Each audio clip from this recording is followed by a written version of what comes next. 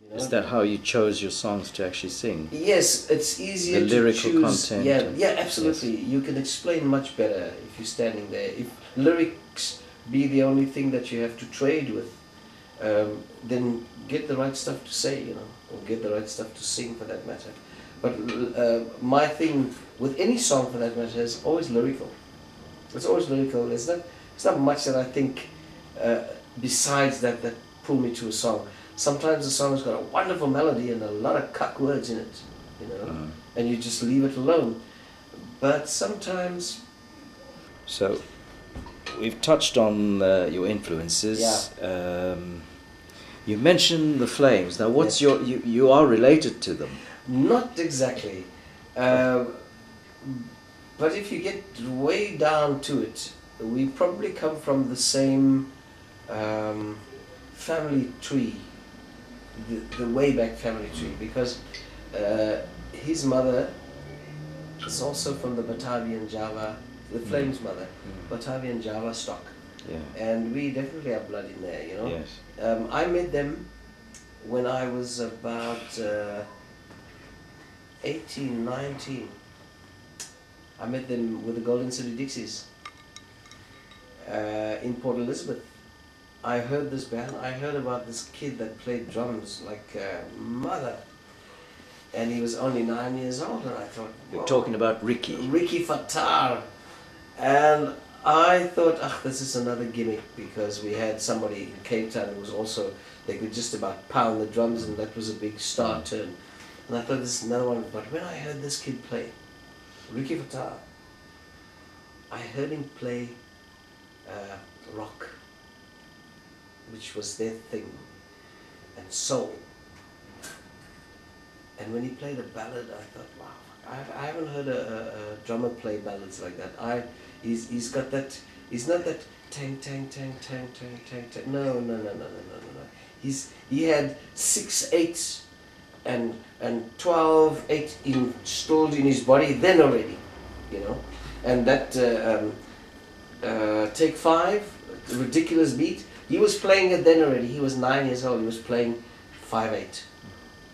You know, and to play 5/8 and you're a 9-year-old boy, you must have an uncanny sense of rhythm.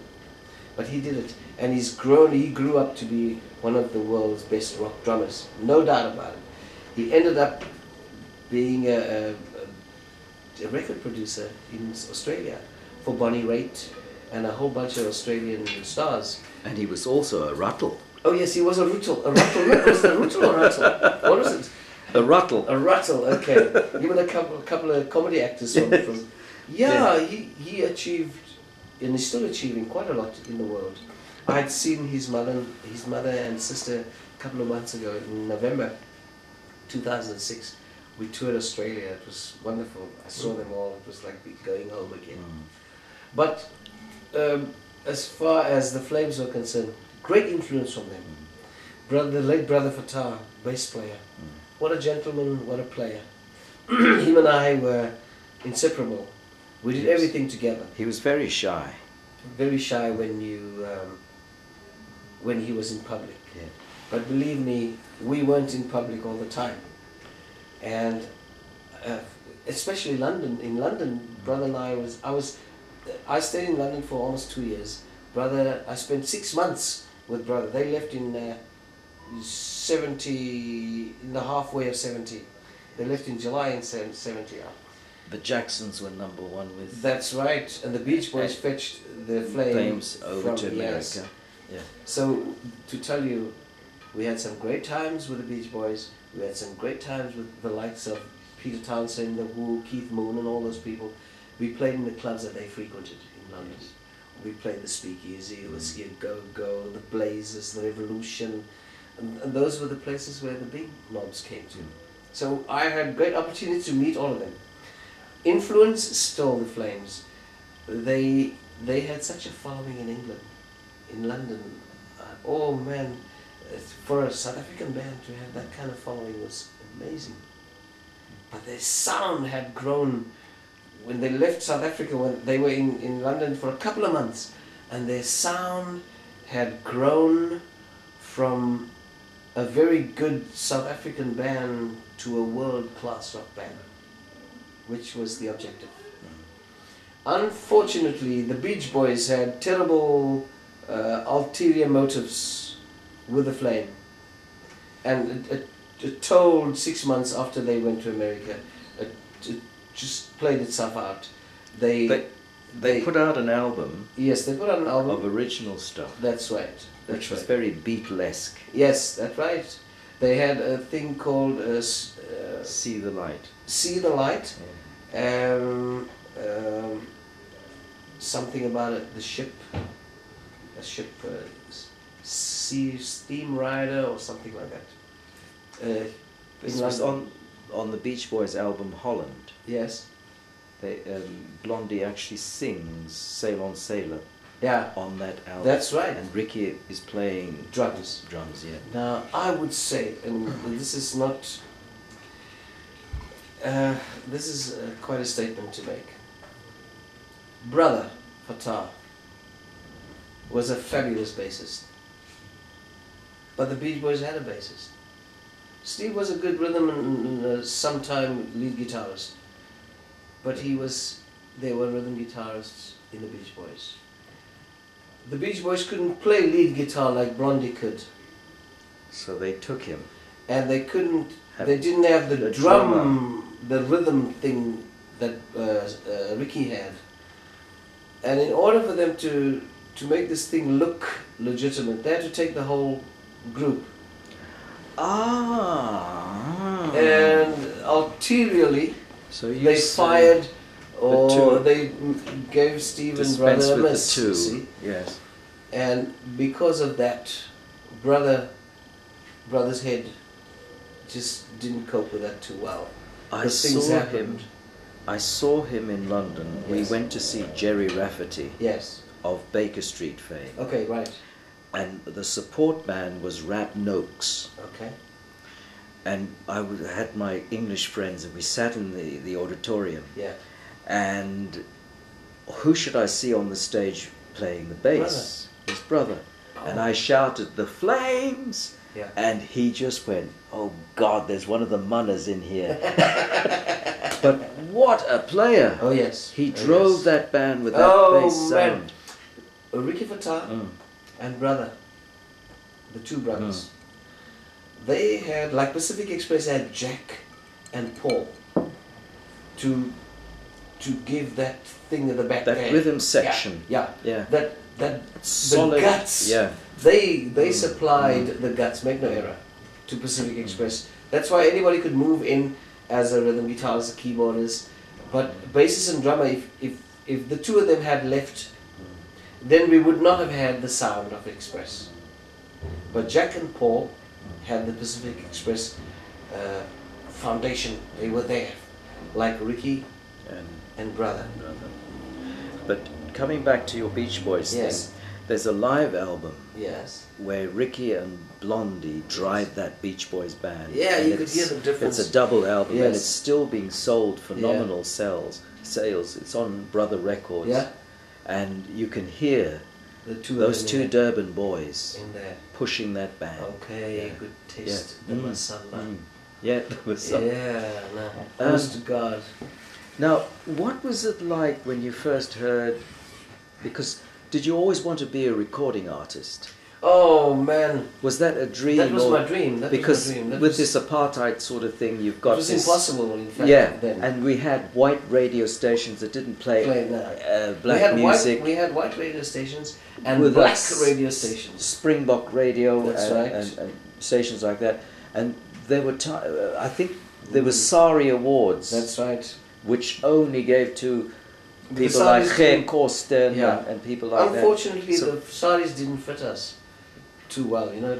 South African recording but the industry. The Sari itself didn't fit. It was too big. It was, and sometimes a bit too loud as a colour.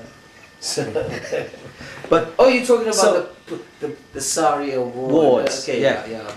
And I remember them. The awards were always white people winning them. Very much so. Very much so. How you always wanted to be a recording artist? Yes.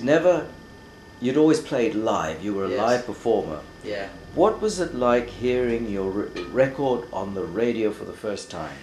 on the wireless. Oh my God! Yes, yes. Thank you for that. Because years ago we didn't watch the TV. We watched the. We wireless. had no television. Yeah. Yeah. It was so creative. It was, the empty streets at night. Squad cars. Parking with the black woman. Oh, sorry, that was wrong. Edited. Okay. No, listen. You know what was it like? I had recorded when I was about 17 or 18. I recorded for EMI for a guy called Dougie Hill. Oh yes. Remember Dougie Hill? He was one of the good guys who were quite prepared because he had to smuggle you. You know what I'm saying? But he was one of the guys who were prepared to give a listen to what was happening out there because he knew. He was a guy with foresight. He knew that there was something out there that when it's tapped, he wants to be in there. You know, he's a businessman. He had to be a business decision he had to make. But he had the cool to say to me, okay, you go into the studio with the Flames, they are recording, and we do a track for you. What do you want to do? And I said, hey, listen to that, let's do When I Said I Needed You. I thought that would be okay because it was acceptable. People liked it from the original artist. I recorded that song, and I remember that quite a few copies were sold, but was it played on the? It was sneaked in on some radio stations. And what was it like hearing it on the radio for you? Man, for me, it was wow. It's happening. But it was short-lived, very short-lived, because if I think about it, and if I compare that to what was happening on the other side of the recording, the white side of the recording industry, they were a bit scared that it would make waves, and I didn't think it was particularly good. I thought it was a good effort, you know. It was a good attempt from my side. I later on left for England, for London, and I recorded there, which I was in the top 100 with, you know, 2 songs, 1 song on the single that I made there. But I was never really satisfied, although these tracks were good, because Sunshine Music, Sunshine Records, Leslie Duncan, the singer lady, and her brother, who was the producer of Sunshine Records or something. I had experience now regarding recording and how it should be run, because I was in English in the London studios. Yes. I was at the Trident Studios. Oh yes. Okay. And also I was supplied on my birthday in 1969. On my birthday, I was recording Can't You See Me and another song. And when I walked into the Trident Studios, there were 34 people sitting and knitting and smoking their pipes, waiting for me to come in so they could take out their violins and saxophones. A 34-piece orchestra for me to record with, which I found that was an orchestra for me.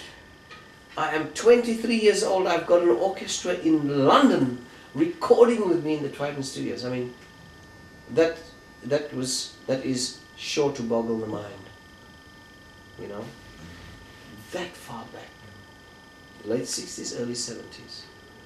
I mean, we hadn't heard of TV here, and I had already appeared in Zimbabwe in the 60s on TV, and I was just about to break through the British Sea. I worked for Vic Lewis, I worked with Jeff Love, worked for the same company that Shirley Bassey worked for. Max Bygraves worked for them. And I also worked for Norman Newell from the Noel Gay organization. I worked with Richard Black, the writer. Sir Noel Coward himself I was one of his workers. And I was just about, I mean, when you are there, you are on Baker Street. Now, any British person who know their onions would know when you're on Baker Street, you're in the pound seats. I was just about to break through. Me and a guy called Mike Hudson. And then what happened? And then now I'm coming home to tell my parents I'm going to have to stay longer in London. So I've been away already for almost 2 years. And I come back for a holiday to do a 3-week holiday and say to them that I will be going back to London and this is what's happening. We had contracts sorted out. We had recording contracts sorted out with Norman Newell. I mean, if you don't know who Norman Newell is, Norman Newell wrote Never, Never, Never. Yeah. I mean, you know. But you know Norman, he's big deal. He's no small fry, you know. When I landed here, I had a return ticket by flight to London again in 3 weeks' time, and I went into the travel agency to go and change my boat ticket, to get my boat return passage repaid to me. And they in turn sent me, now no black person was working in travel agencies then. Right. You know what I mean? That is how they kept control of influx or outgoing or incoming. They sent me to the passport control, and I gave my passport to the guy and I said to him, listen, I want to get my return ticket refunded. Would he kindly just do my passport? Yeah. He takes my passport, and I never saw it again. And he said to me that my passport is a right and not a privilege. Yeah, that's what many of our people were told. Didn't you go to Speaker's Corner and Yes, shoot your... I was... and somebody must have heard and said, that this chap ooh, is a little bit... yeah, funny. yes. He's politically funny. Yeah. I was just there on Speaker's Corner. I didn't speak. I spoke to a lot of people. You didn't get on a soapbox? I didn't get in the box. You sure? I'm absolutely certain, but I do know that I spoke to a lot of people, South Africans, at Hyde Park Corner. Because there were a lot of spies at that time. Yes, and a lot of South African spies. And it was definitely what I said. And they said to me, you will never put your foot abroad again. That's what they said to me at the Well, it sounds a bit... Yeah. And then obviously I had to find a way to get another passport to honour my contract. By the time I got a passport again, which was 4 or 5 years later, on the Golden City Dixies again tour, imagine, you go to England, you're about to break into one of the biggest markets in the world, you come back, they take your passport, and you have to now work with the local show again, and tour back to Bloem, Transvaal, back to Kimberley, the dry Karoo, and makeup and black and white faces. So what it says to me is that after the makeup, into your own personality, back to the makeup. You've now made a sort of inroads to the big industry, and now they put you behind makeup again to hide you.